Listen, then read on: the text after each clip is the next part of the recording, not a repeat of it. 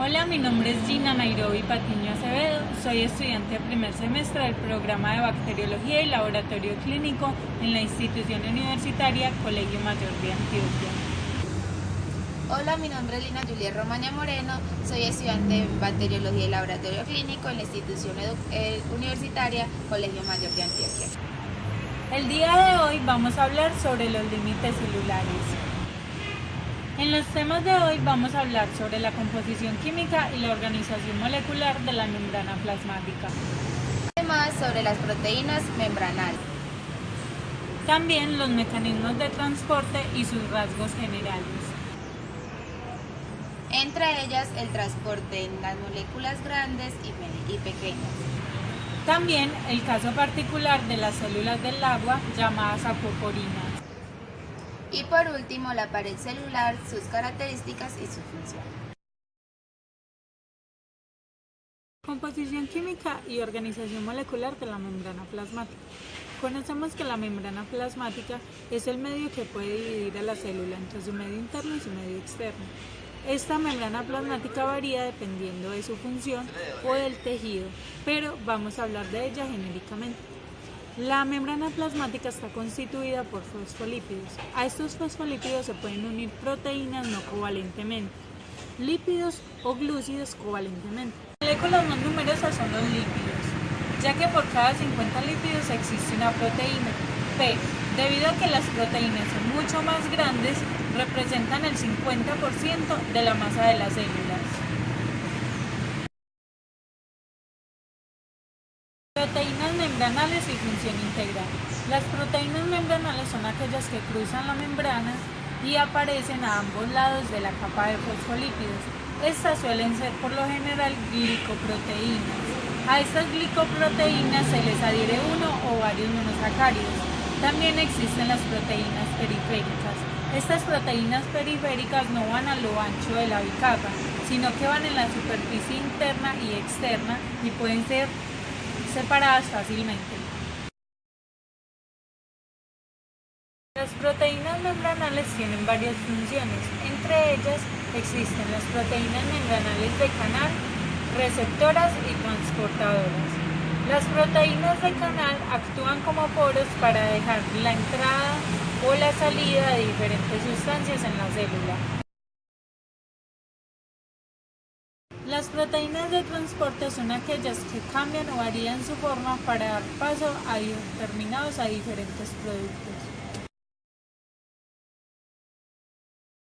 Las proteínas receptoras son capaces de reconocer determinadas moléculas a las que se unen o fijan. Estas proteínas también son capaces de identificar hormonas, neurotransmisores o nutrientes que sean importantes para la función celular.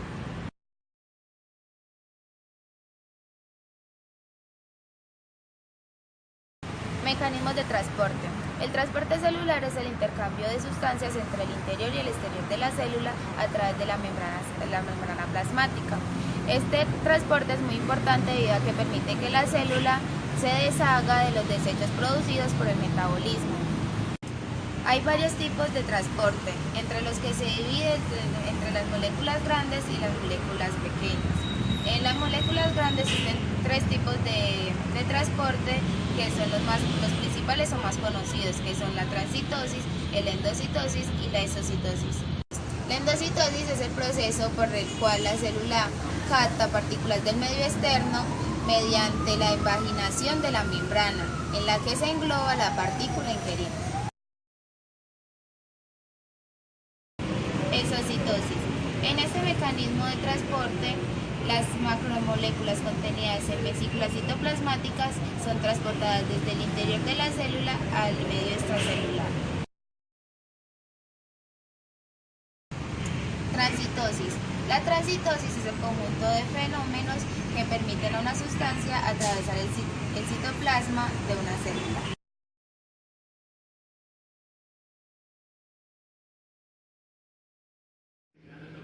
El transporte de moléculas pequeñas se divide en transporte pasivo y transporte activo. El transporte pasivo se divide en difusión simple y en difusión facilitada. El transporte pasivo.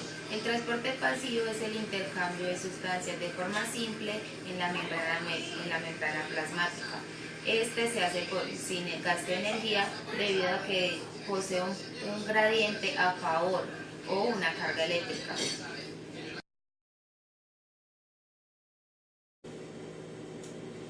La difusión simple. La difusión simple es el movimiento de las moléculas por medio de la membrana sin necesidad de usar una proteína.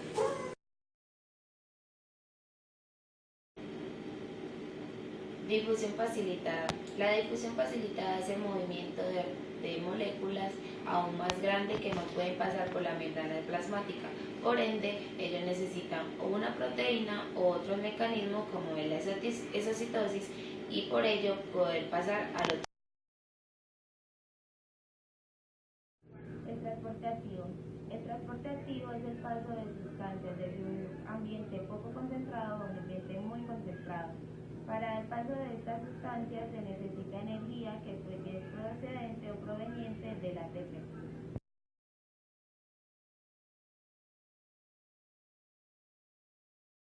Hablaré sobre el caso particular de las células del agua. Se les llama acuaporinas. Las acuaporinas son proteínas transmembranales encargadas de transportar el agua a través de los compartimentos celulares.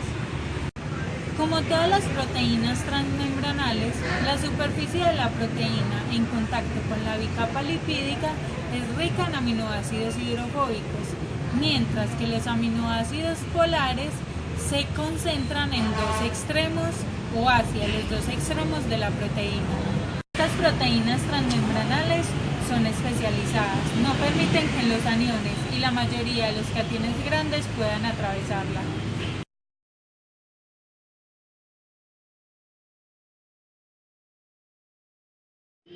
La pared celular es una capa rígida que se encuentra en el exterior de la membrana plasmática, en las células de las plantas, bacterias, arqueas, algas, entre otras. La función de la pared celular es proteger el contenido de la célula y dar rigidez a esta.